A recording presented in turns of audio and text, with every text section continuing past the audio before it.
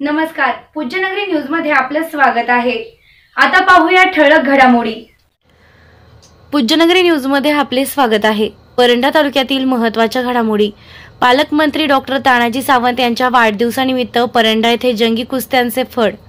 नामवंत मल्लांची परंडा येथील कुस्ती फडात हजेरी। कुस्ती पाहण्यासाठी कुस्ती प्रेमींची मोठी गर्दी। लोकसभा निवडणुकीत महायुती 48 जागांवर विजय मिळवणार। पालकमंत्री डॉक्टर तानाजी सावंत यांचा कुस्ती फडातून गर्जना। या बातमीचे प्रायोजक आहेत कमांडो करिअर अकॅडमी परंडा। निवासी व अनिवासी पोलीस आर्मी भरती पूर्व प्रशिक्षण केंद्र। मुलींसाठी स्वतंत्र हॉस्टेलची सुविधा उपलब्ध। प्रशिक्षक 26/11 मुंबईतील हल्ल्यावेळी कर्तव्य पार पाडणारे माजी major Mahavir Tanpure NSG commando. ॲडमिशनसाठी संपर्क करा। पत्ता बाऊची रोड, राजवीरा लॉन समोर परंडा। आता बातमी विस्ताराने। लोकसभा निवडणुकीत महायुती 48 जागेवर विजय खेचून आणणार अशी गर्जना पालकमंत्री डॉक्टर तानाजी सावंत यांनी परंडा येथील कुस्ती फडातून केली आहे। आरोग्यमंत्री तथा पालकमंत्री डॉक्टर तानाजी सावंत यांच्या वाढदिवसानिमित्त परंडा येथे दिनांक 29 फेब्रुवारी रोजी जंगी निकाली कुस्त्या घेण्यात आल्या। या कुस्ती स्पर्धेत नामवंत पैलवान यांनी हजेरी लावली होती। यावेळी डॉक्टर सावंत यांनी विरोधकांवर टीका करत म्हणाले की सहकारी क्षेत्र बुडवल्याने या जिल्ह्याचा विकास झाला नसल्याचं म्हटलंय। यावेळी सोनारी येथील श्यामनाथ महाराज, माजी आमदार सुजितसिंह ठाकूर, जिल्हा परिषदेचे माजी उपाध्यक्ष धनंजय सावंत, शिवसेना जिल्हाप्रमुख दत्ता साळुंके, उद्योजक रामभाऊ पवार, RPI सरचिटणीस संजय कुमार बनसोडे, नवनाथ जगताप, नाना पवार, गौतम लटके, माजी नगर अध्यक्ष सुभाषसिंह सद्दिवाल, जाकीर सौदागर, शिवसेना तालुका प्रमुख अण्णासाहेब जाधव, विशाल देवकर, दिलीप नाना मोरजकर, समीर पठाण, राहुल डोके, पैलवान बाळासाहेब पडघन, जयदेव गोफणे, मतीन जिनेरी यांच्यासह कार्यकर्ते मोठ्या संख्येने उपस्थित होते। या कुस्ती फडात महाराष्ट्र केसरी सिकंदर शेख, महाराष्ट्र चॅम्पियन राम काशीद, कुस्ती सम्राट असलम काझी, देवा थापा यांच्यासह प्रसिद्ध पैलवान यांनी हजेरी लावली। उपस्थित असलेलं आमचं सेनादल, पोलीस दल सर्वांना मी धन्यवाद देतो, त्यांचा आभार मानतो। तर मला वाटतं हे अशा पद्धतीचं कुस्ती भरवायचं दुसरी टर्म आहे, हे बंद पडत चाललं होतं। तसा विचार केला तर धाराशिव जिल्ह्यातल्या पारंपरिक पद्धतीने ज्या रूढी परंपरा आतापर्यंत चालत आल्या होत्या त्यावेळच्या तत्कालीन प्रस्थापितांनी सर्व मोडीत काढल्या होत्या। मग ते सहकारी बँका असतील, दूध संघ असेल, सर्वसामान्य पतपेढ्या असतील, सूतगिरण्या असतील, जे काय असेल ते सहकार म्हणून जे जे आहे ते संपूर्ण मोडायचं आणि त्या नेत्यानं ते स्वतःच्या कुटुंबासाठी वापरायचं आणि सर्वसामान्यांची, शेतकऱ्याची पोरं देशोधडीला लावायची।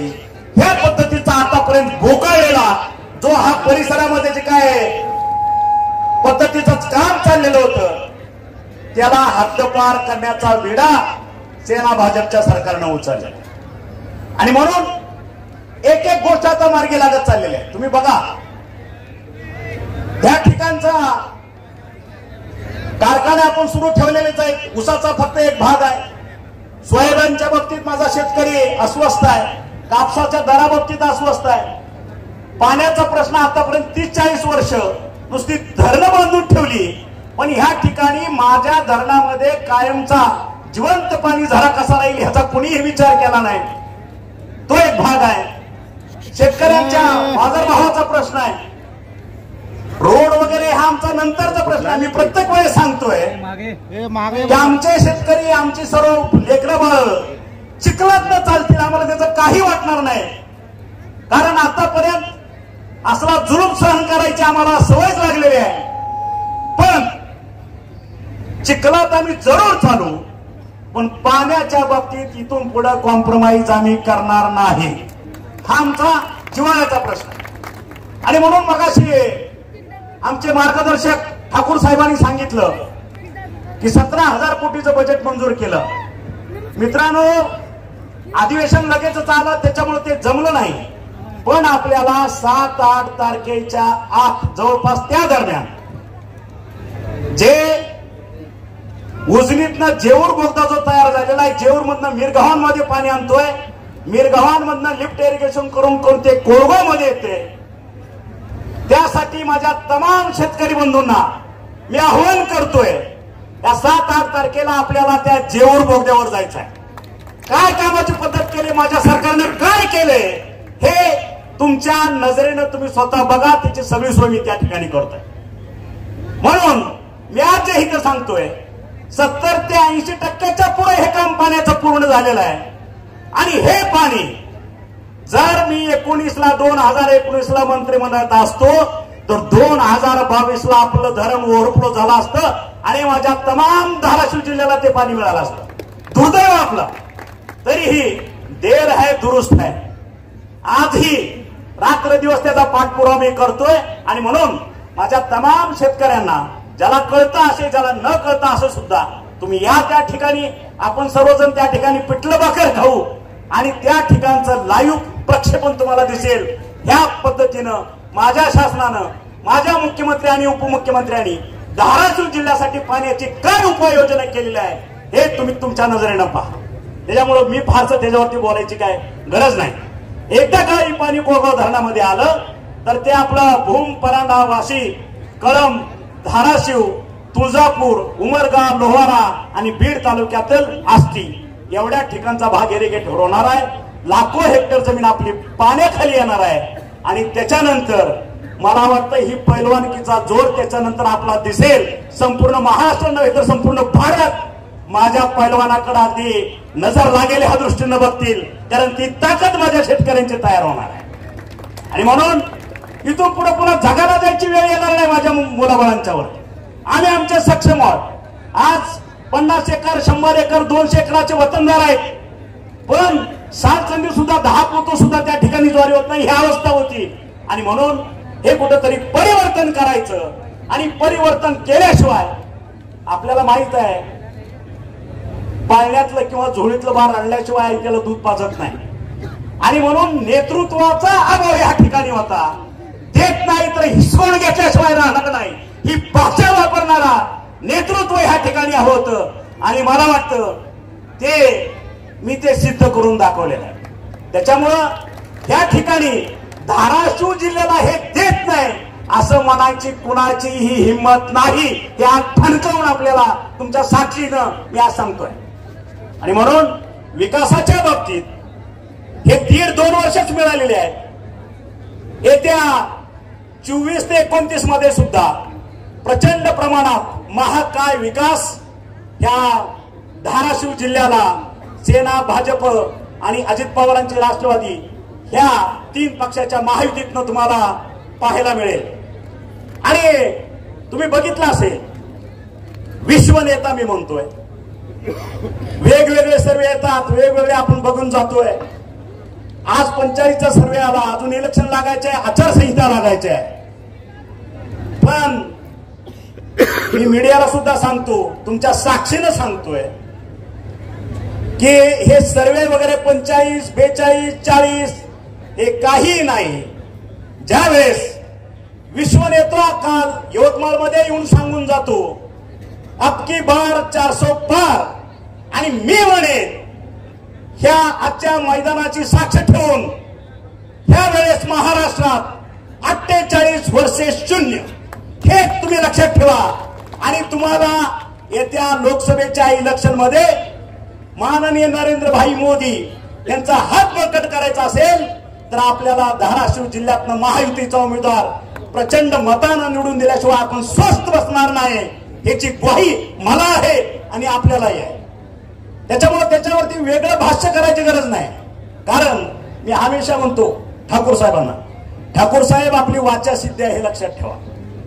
48 वर्षे 0 हेच चित्र महाराष्ट्रातनं तुम्हाला देशाला पाहायला मिळेल. एवढंच आज या 2024च्या लोकसभा इलेक्शनच्या बाबतीत मी बोलतो. आणि ज्यावेळेस केंद्र सरकार बरोबर असल्यानंतर विकास कसा असतो हे आपण पाहिले. आणि इथून पुढे आपल्याला ही संधी भविष्यात कधी आपल्याला गमवायची नाही किंवा सोडायची नाही. कारण केंद्राच्या मदतीशिवाय विकास होणं अशक्यप्राय असतं. ज्या ज्या ठिकाणी आपल्याला निधी लागेल, 1000 कोटीचा निधी, त्या ठिकाणी केंद्र अगदी आपल्याला हिमालयाप्रमाणे आपल्या पाठीशी उभा राहायला पाहिजे ही अपेक्षा ठेवणं गरजेचं आहे. त्याच्यामुळं आणि ज्या वेळेस विरोधी पक्षातली लोकही आम्हाला भेटतात, मंत्री म्हणून भेटतात, ह्या ठिकाणचं परिवर्तन करणारा नेता म्हणून भेटतात, त्यावेळेस अगदी दिलखुलास गप्पा होतात. आम्ही त्यांना विचारतो, ठीक आहे तुमच्या मर्जीप्रमाणे आपण बोलू, थोडं काँग्रेस असेल किंवा राहिलेली काय सेना किंवा राहिलेले काय राष्ट्रवादी असेल, नरेंद्र भाईंना मोदी मतदान करायचं नाही, भाजपला मतदान करायचं नाही, महायुतीला मतदान करायचं नाही, एनडीएला मतदान करायचं नाही, मान्य आहे आम्हाला तुम्ही सांगता ते, पण यांना मतदान करायचं नाही ह्याची कारण मला पाहिजे गेल्या 10 वर्षाचा विकासाची, आणि समोर कुणाला करायचं हे फक्त एक माणूस दाखवा, ह्यासाठी आपल्याला मतदान करायचं आहे. की आज नरेंद्र भाईला मतदान दिल्या नाही नंतर हा नेता नरेंद्र भाई इतकं काम करून विश्वाचं नेतृत्व करण्यासाठी सक्षम आहे असा एक माणूस मला समोर दाखवा, आम्ही सगळं करून आम्ही त्याला डोक्यावर घेऊन नसतो. एक माणूस फक्त दाखवा अख्ख्या भारतामध्ये 140 कोटी जनतेमध्ये. आणि म्हणून विरोधाला विरोध किंवा विकासाला विरोध ही सर्वसामान्य जनता आता खपून घेत नाही. त्यांना माहित आहे तुम्ही कशासाठी बोलताय, तुम्ही मतं कशासाठी मागताय, कारण तुमची वंश परंपरा आतापर्यंत पारंपरिक पद्धतीने आला गेला 40-50 वर्ष महाराष्ट्राला किंवा संपूर्ण भारताला मातीत घालण्याचं जे ध्येय तुम्ही ठेवलं होतं, हे भारतातल्या 140 कोटी जनतेनं हे तुमचं झुगारून टाकलेलं आहे.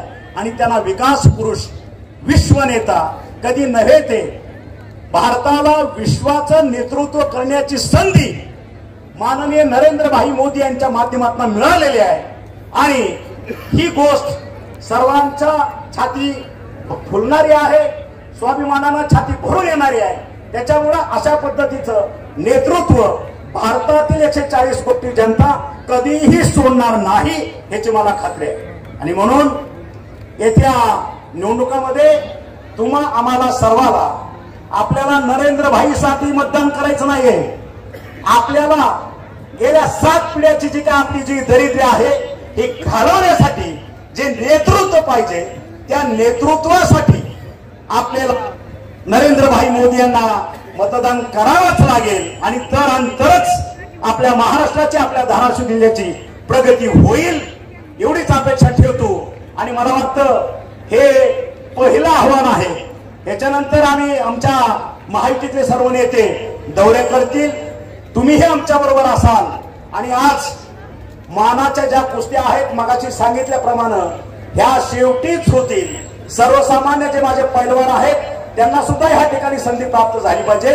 आणि त्या पैलवानांना माझं एकच आव्हान आहे, कुणी जीत होईल कुणी पट होईल, वेगळा जिंकणे आणि हरणे हा प्रारब्धाचा भाग असतो, ते सोडून द्या, आपल्या प्रयत्नाचा भाग असतो. जिंकण्यानं होऊन जायची काय गरज नाही आणि पडणारानं डाऊन टू अर्थ तुमच्या डोळे झाकून किंवा रडत बसायची काय गरज नाही. परत जोमानं पुढच्या अशा मैदानामध्ये उतरून जो कोणी तुमच्याशी लढला होता त्याला चितपट करण्याची हिंमत डोक्यात ठेवा. आणि त्याच्यासाठी आम्ही आमचा शिवसेना, आमचं भाजप, आमचं पूर्ण एनडीए माझ्या सर्व पैलवानांच्या पाठीशी सदैव असेल एवढी ग्वाही देतो. आणि मी माझे 2 शब्द संपवतो. जय हिंद, जय महाराष्ट्र. आणखी एक गोष्ट आमच्या ठाकूर साहेबांनी जी 1-2 गोष्टी मागणी केली होती एमआयडीसीच्या बाबतीतलं,